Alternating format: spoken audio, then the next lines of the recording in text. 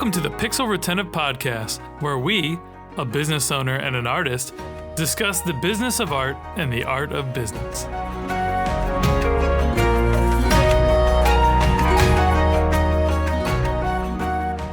Hey friends, I'm Carl, founder of Epic Made.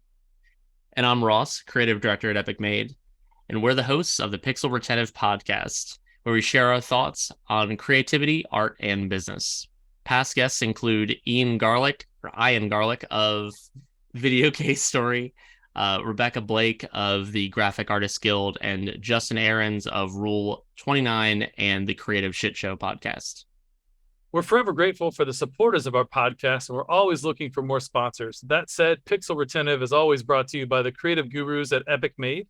Epic Made is a studio of creative storytellers fueled by a lifelong passion for entertainment and pop culture.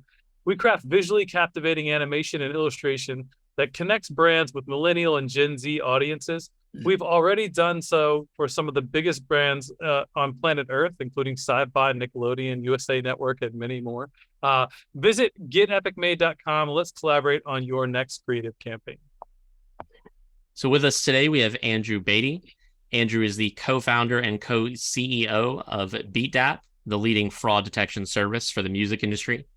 Prior to Beatdapp, Andrew worked in various parts of the music and entertainment business. He is a 5X founder who previously helped launch multiple top 10 artists. Welcome, Andrew. Glad to have you, man. Thanks for having me. Excited to be here and talk with you guys. Yeah, man. Absolutely. We're excited to have you. So before we get into the meat of the conversation, I'd like to ask a little quick question here. So, how long have you been doing what you're doing, and what's your favorite project? Man, as an entrepreneur, I feel like I've been doing it forever. I started pretty early. I was fortunate. I started investing in Facebook games and doing stuff when it was still EDU based back in 2006 and 7. So sort of rode the wave of social first, jumped into some IoT stuff with mobility and biking in the early 2011, 2012, 2013 frame. Did something cool there. Just jumped around a lot. The through line is growth and sort of scaling companies. So I'm typically the guy that I'll probably take you, like, if it's my own company, I'll go 0 to 1, but normally I'll come in like Series A and help scale a company through Series C. So that's kind of my background, is high growth, high velocity. And in this business, Beatdapp, I started it with my best friend Morgan, who we went to grad school together over 10 years ago, and we always knew we wanted to do a business together. And he helped extend copyright protection for artists from 50 to 70 years in Canada, and was sort of a lobbyist and worked with a lot of labels. And when this thing came up, I said, let's just do this together. And I brought in another co-founder who was the mastermind by everything, our CTO, named Poria. And we just sort of like hit the ground running and went for it. And that was into 2017, beginning of 2018. So it's been kind of feels like a long time, but also not a long time. So sure. It's kind of crazy. Yeah, I know that feeling. I started this company in 2006 and then went full-time in 2007 and been grinding ever since, having fun, making cool shit. So respect, man. Respect the hustle. Cool. That's really awesome. So you've been at it for a little while now. You've done some cool shit, which is really exciting. And scaling companies is a fun thing, man. We do our fair share of contributing to that portion, the visual storytelling portion of people scaling their businesses. So. I love it. Yeah, it's been had ups and downs. I've done it wrong a couple times. Best way to learn. Yeah, did one and realized, I think the thing that's interesting now is I was always a culture naysayer. Like, I'm like, culture's, a benefit of the successful. Like, if you're like focusing on culture and you're a startup and you don't have product market fit, it doesn't matter anyway. Like, no one cares how cool your company was if you failed. Yeah. But the opposite side's actually true too. I grew a company to hundreds of people. I think we went to 600, and it was like the shittiest company I've ever worked for. Like, the worst thing is, like, you get to the end and you're like, man, like, this is not the company I thought I was creating. But because I spent no time and effort on culture and everything on growth, I actually saw the outcome, which was like not great.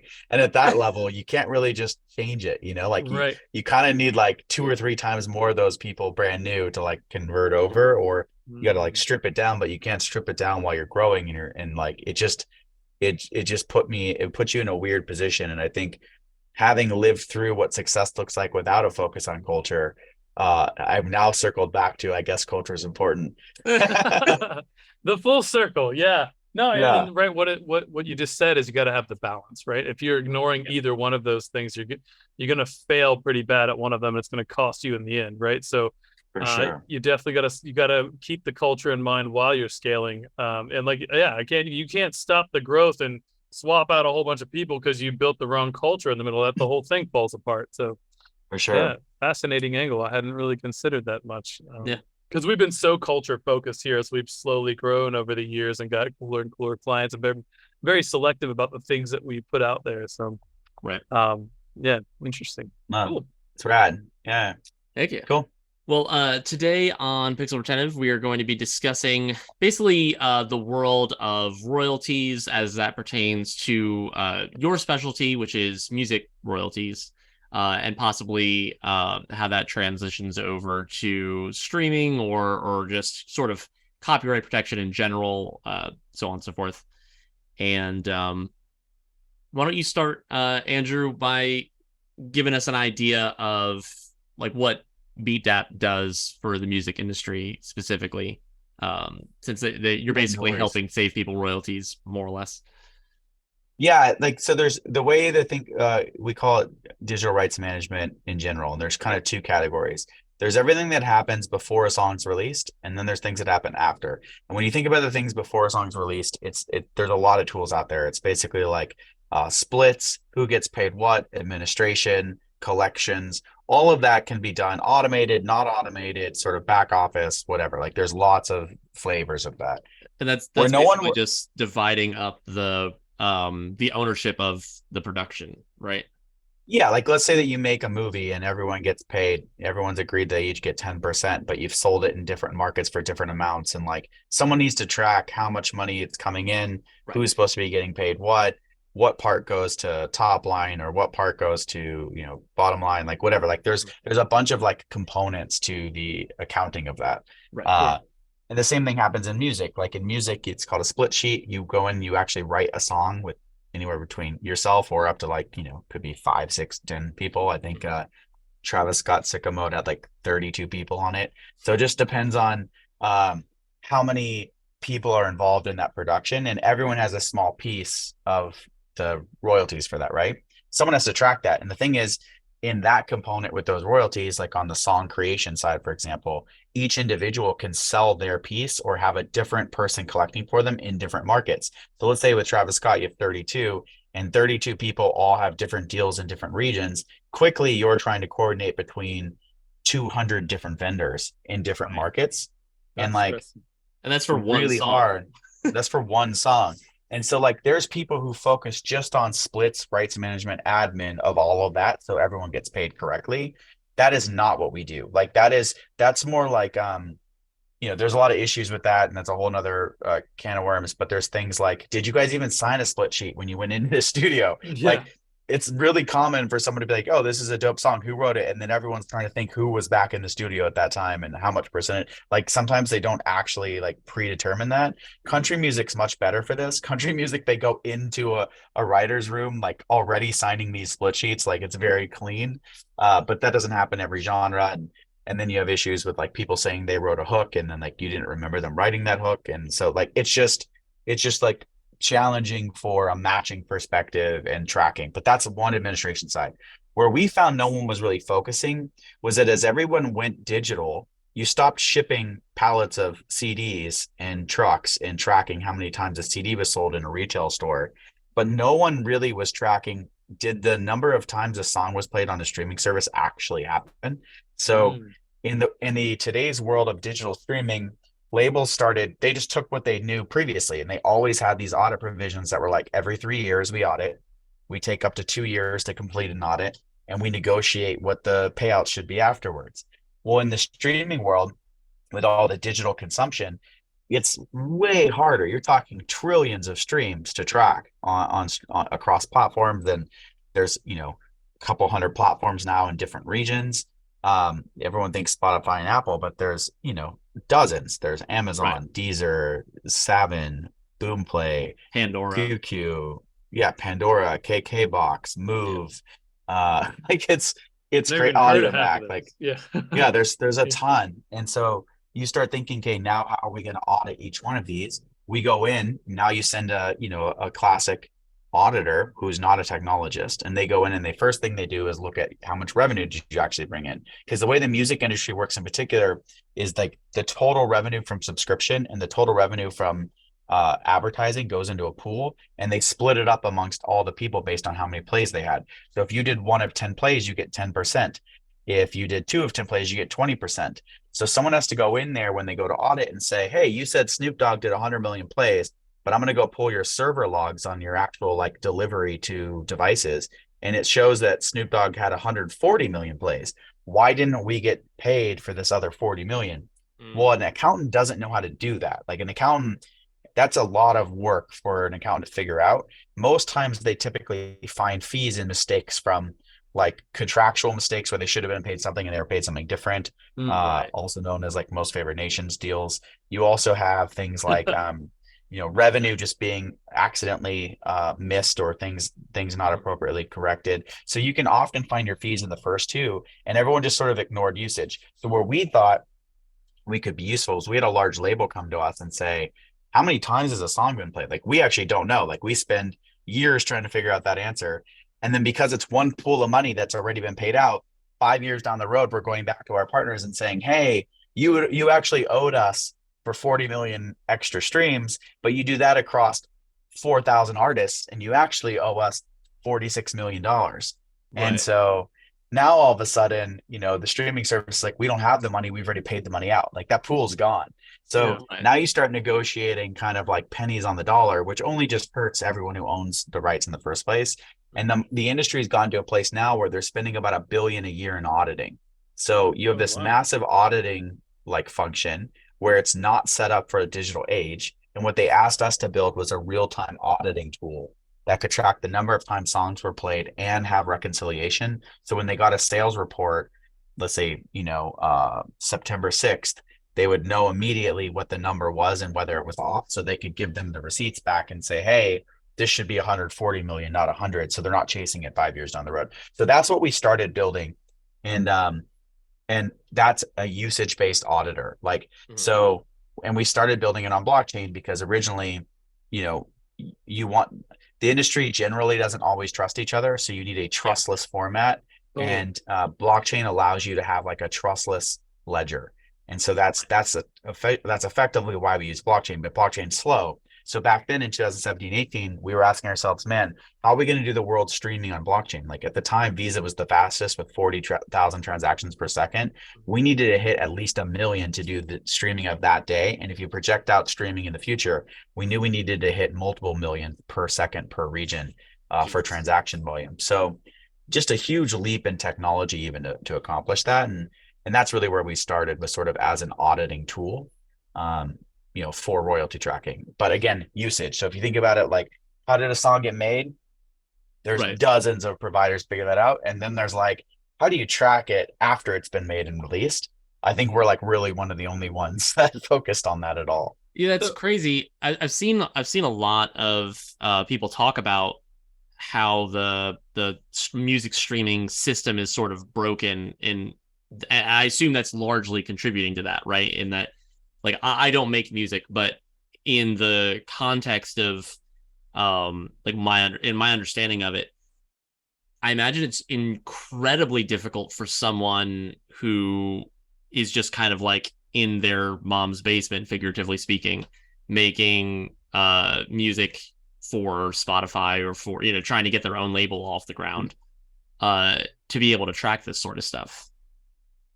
Right? Like, yeah, generally only the largest labels have audit provisions. So right. really it's like majors, large indies, some like maybe collective groups that have negotiated that, a handful of publishers. It's not a huge amount of people who even have the ability to audit. Right.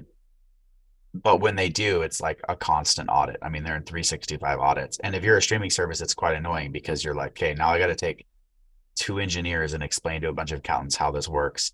One, to show them how data architecture flows, because they have to do a system audit, and then they have to do the usage audit. could take 2 years, and now I'm paying for 2 engineers to sit around, help these auditors, from every one of these partners. So it's just like, it's just not. But if you're a kid at home in your basement making music, you'll never have the opportunity to audit. Like, you just, Right. the numbers are whatever the numbers are. Yeah. And take what we give you. Yeah.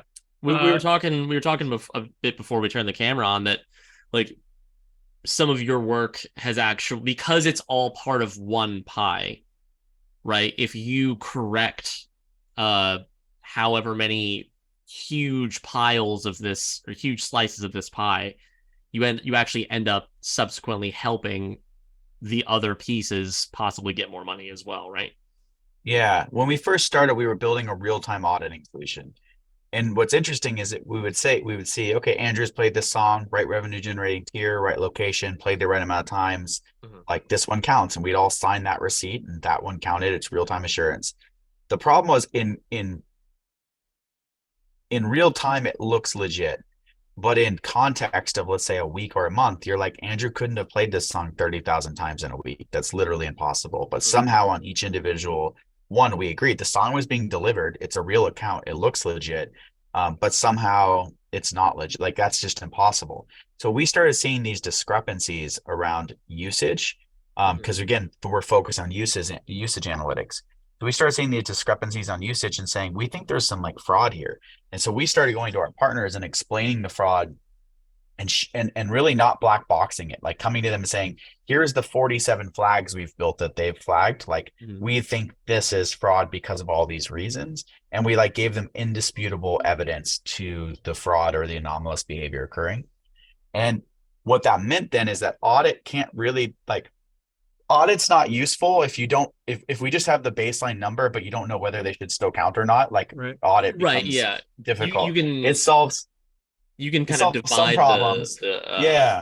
You can do the math to divide it all properly, but if 20% of it is just phantom numbers that shouldn't even exist, then the numbers are wrong. The numbers are wrong, no matter what. Yeah, exactly. But it does tell you whether or not it's song played. So the thing that people miss here is that there's still lots of auditing reasons why you would audit usage, like ETL scripts being broken, or, like, for example, when a device loses battery, it loses the cache of like, if your phone dies, it doesn't upload all your plays if you're playing offline. So there's like a ton of use cases. It's like death by 1,000 paper cuts. Why it says this artist had, the server delivered 140 million, but the report only says 100 million. There is like a pretty big, that's actually a pretty aggressive number. It's closer to like 8 to 20%, but there's an administrative sort of data loss that occurs all the time from different markets, different regions, different phones. Like, there's a lot of reasons why the number could be off,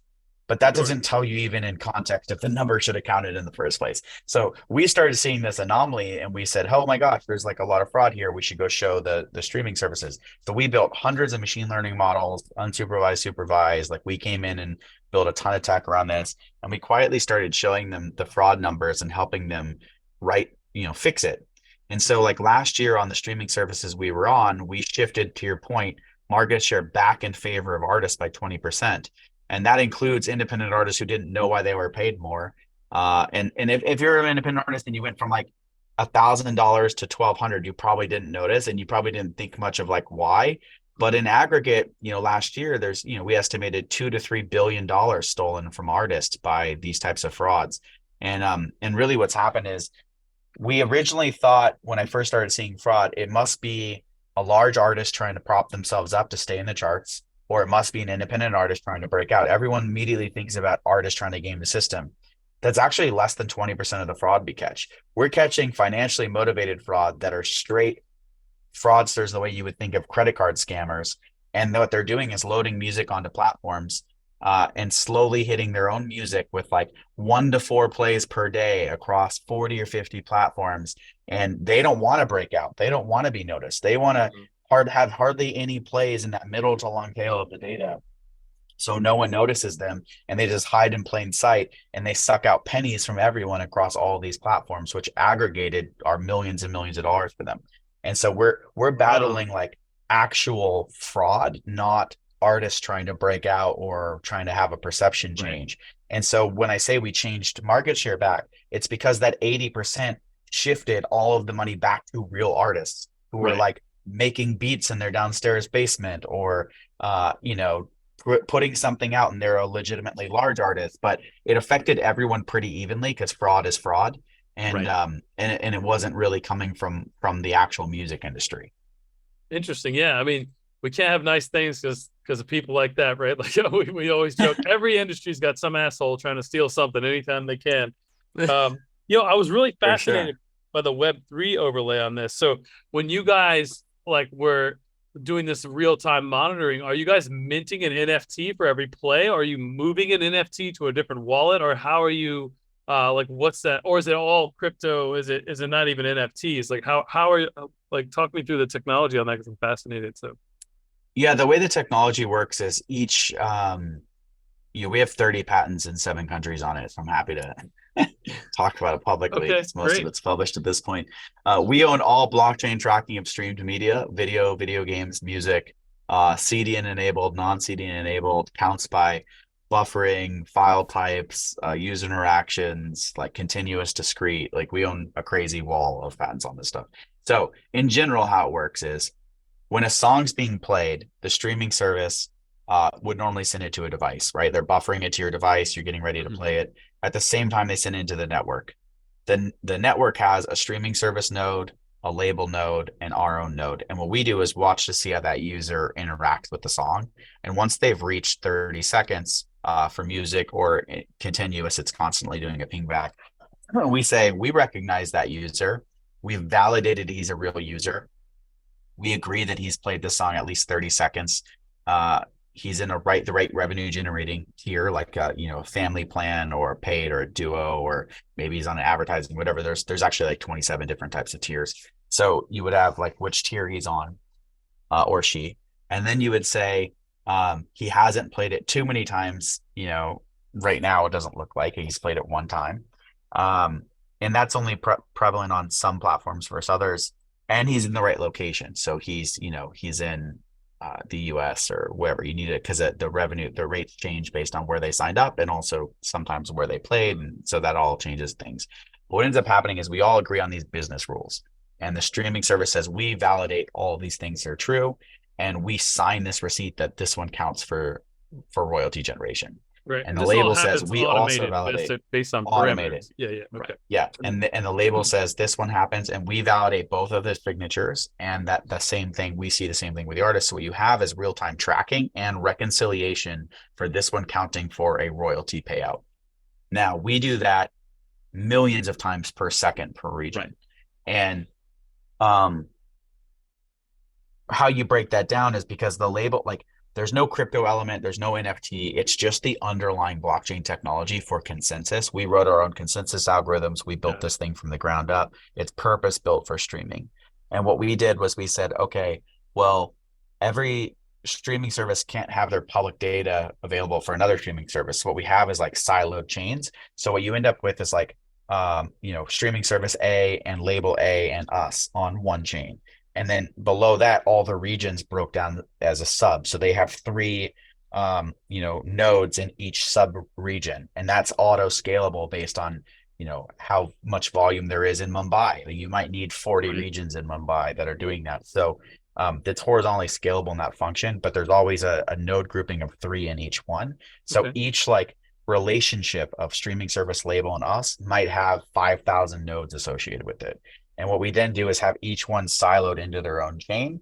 We hash it and then send it up to a parent chain so that it's auditable. And then every like X number of minutes, we then hash that and put that on other public chains so that the data isn't able to pull out, but you can go back to each block and audit our own block if needed for those partners. Wow. So we built that entire process up. I love that. That's pretty extensive. That's nuts. As you know, with your stack of patents over there. Fascinating. I've heard some people talk about this, and I'm really into the cultural part of NFTs and Web3, and I'm not as deep into the technology aspects of it on that level, but I understand the higher level stuff. You definitely just talked past a little over my head, which is great. So I love it. Sorry. No, it's great. It's fantastic. I've seen some things where people talking about the future of some of these streaming services and visually, like, what if all these frames in my house where we're actually streaming NFTs from a blockchain of visual art, right? So, and then there would need to be royalties and distributions, much in the same ways that music is handled now. And I think that there's something about that, but I feel like in the future here, as this culture evolves and these things are more accessible, I think there are going to be people that design a whole vibe of a room based on displays and music and all that kind of at once, almost like a vibe DJ, if you will, versus now there's a visual and a music element to like that streaming side, which is interesting, even on like still images. So Yeah, there's another cool one too, like the Monster Cat guys, which they're a big EDM label that work a lot in video games. I think they're probably one of the biggest providers of music to video games, actually. They built something called Relics. And what's interesting is like if you visualize like PFPs, like profile photos for NFTs as your identity, like so is music. Like remember when you were a kid and you were like affiliated, like I'm a Nirvana fan, like you'd have that shirt. Yeah. A Blink fan, like you wore that, like it's part of your identity as music.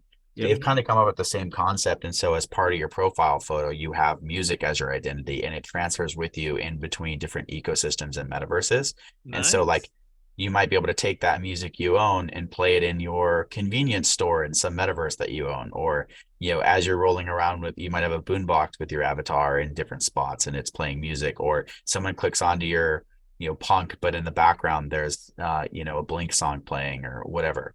And so it's interesting because it allows you to build sort of that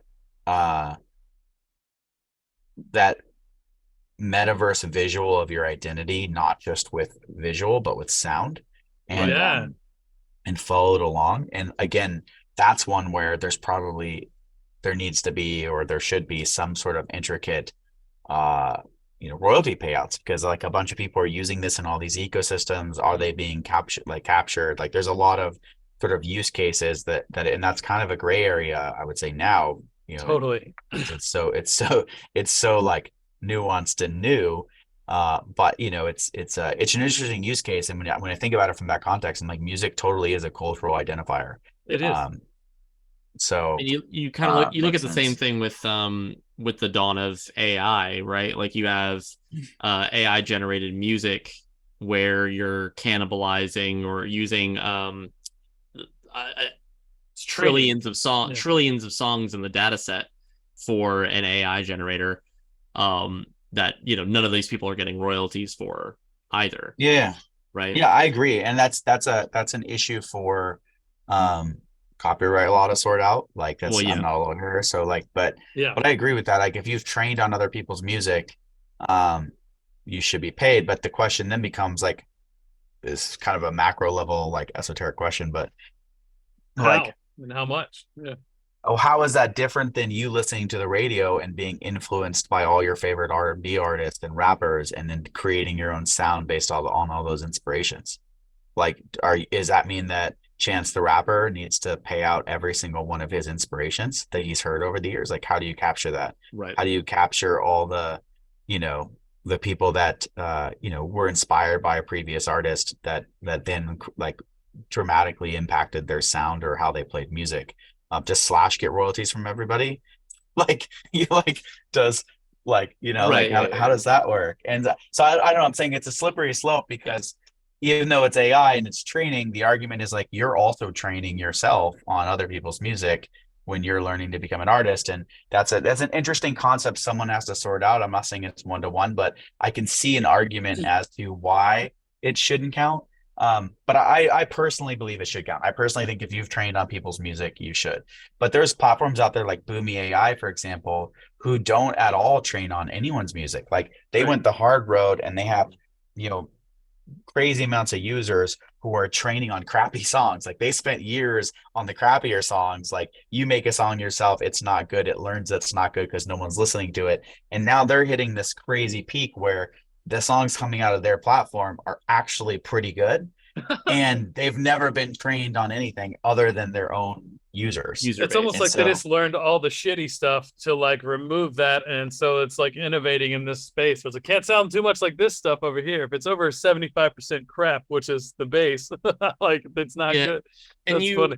you eventually do. I mean, if it's all user generated, right? You do eventually get popular and successful music and arrangements and things like there are elements of it that I'm sure do work, and you just basically hyperfixate on those. And yeah, and if you have the feedback loop of what people listen to on streaming services, like, you know, because they're getting back all of the data from the streaming services that says like this is how this song performed and this is how many playlists it was on, and you build an algorithm for that. And you're like, hey, this type of sound seems to be working really well in this genre with these type, like you start knowing user preferences based on the feedback loop of how people interacted with your music in a way that you would never know as an individual artist, which makes it stronger and stronger and stronger. But yeah, for 5 years it was garbage. You'd click on it and be like, I'm not listening to this shit, like move on or whatever, you know. But like now it's like it's slowly learned, and I would say it's catching up to the ones that just short circuited and said we're just going to train on all the good songs and then make a version. Well, now those guys are in legal trouble. But what do you do with a platform that's never, ever actually trained on anyone else's songs, like actively? It's like they actually own all their own IP. Like their songs are 100% their own IP. Well, yeah, I wonder if that's is they the platform or the person prompting the person, and then do they transfer it to the prompter? Or they're in it together, right? So when you use their platform, they take 50% and the owner takes 50%. Oh, is that how it's written? Great. Yeah. So they split the rev share with all of their users. It's not like they just make it themselves. So interesting. You know, I wonder what Adobe's going to do with theirs, because they've created their ethically sourced AI, right? So, you know, they're claiming. They're claiming that they used all Creative Commons and things that they own the rights to license and utilize. The biggest issue with Firefly, which is what they're calling it, is that they have very few security systems in adding to the data set that they're pulling from, right? Like they're pulling from their own stock resource, right? But you can add AI generated stuff from Midjourney or anything like that to that data set, and that it generates from Adobe's own user base, but that user base includes, but it gives them a degree of separation, right? So that's probably just a legal strategy. And to like Andrew, to what you were saying, like there is a slippery slope in cutting the sort of copyright side of it, where like who gets royalties to what, and is inspiration kind of the same as the data set situation? Because if you start to create boxes around style, either musically or visually, then someone ends up owning those boxes at the end, and it's not going to be individual creators, right? Like it's going to be fucking Disney or it's going to be the tech platforms, or it's going to be someone who can pay to have that style reinforced with their own, legal army. For sure. Yeah, so it's definitely. But the good news for me is that even if that happens, someone still has to track how many times the song we're playing. Yeah. So it's good business for you. So, hey, you got the silver linings, right?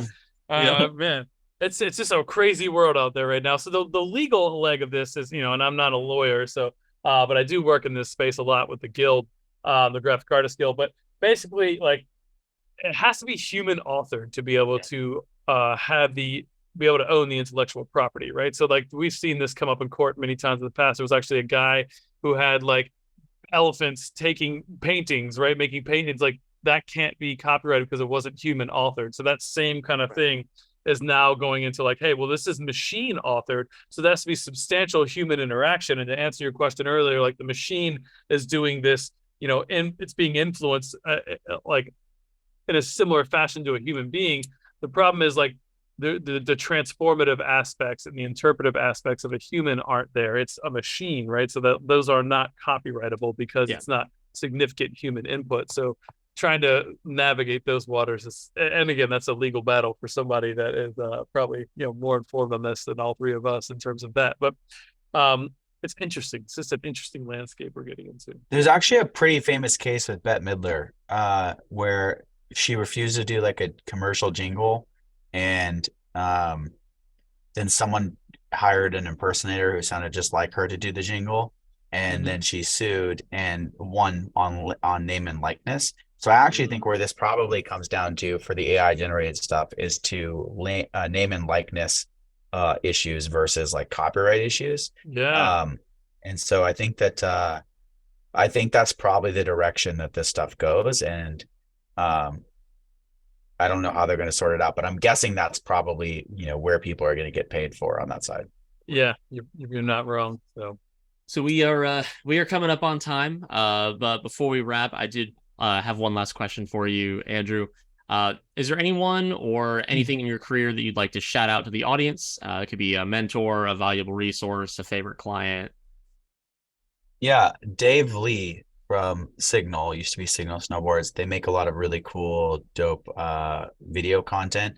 Back in the day, I worked with them at the snowboard brand, and they built a really cool show called Every Third Thursday that built like the craziest snowboard you could make in one day, and then they would go take it up to the mountains and shred it.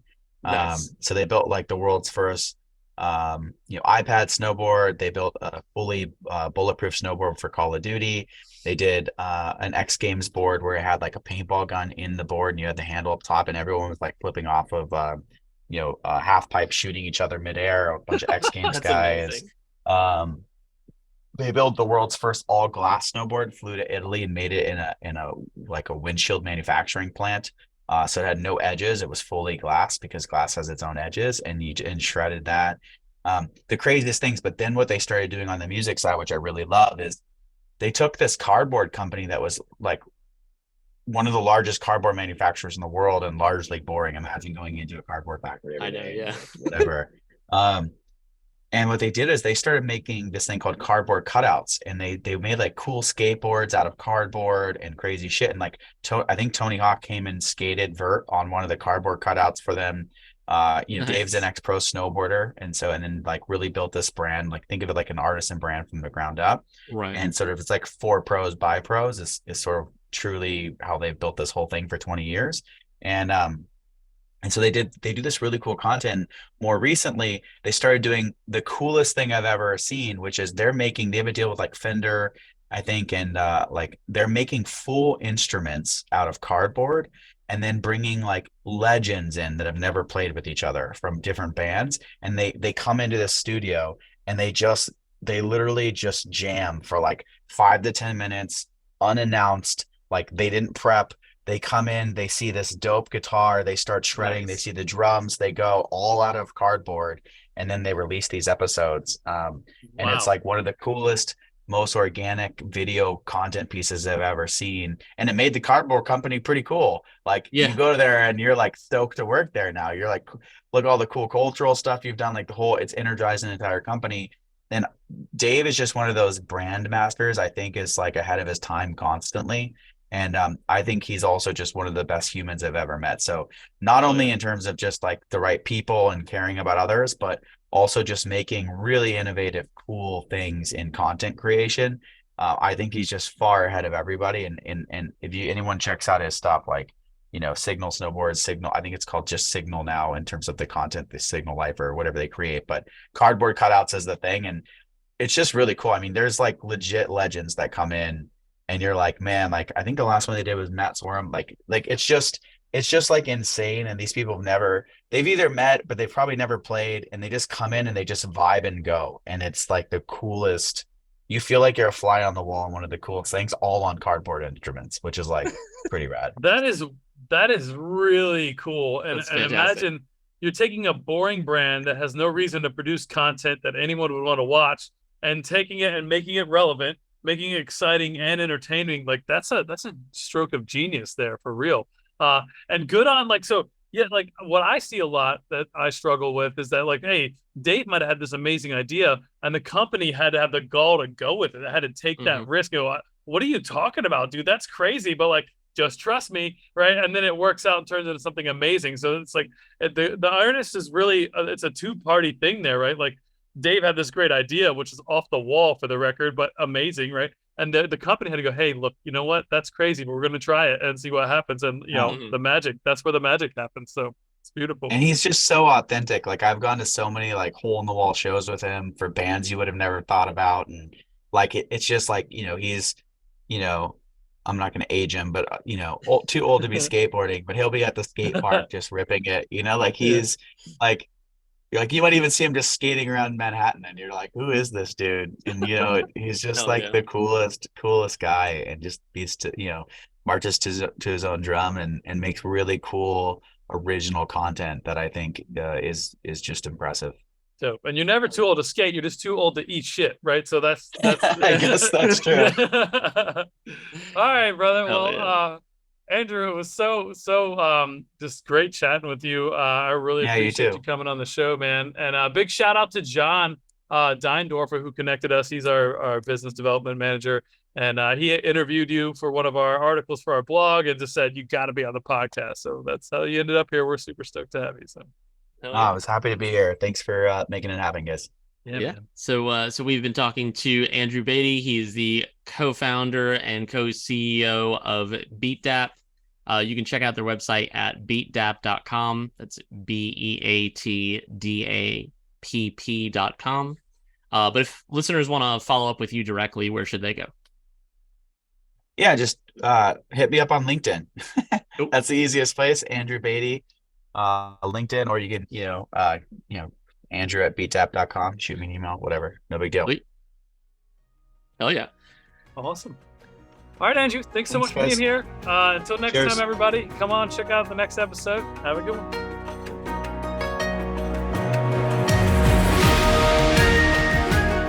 We really hope you enjoyed the show. Please like and subscribe to join us on our next journey through the world of art and business on the Pixel Retentive Podcast.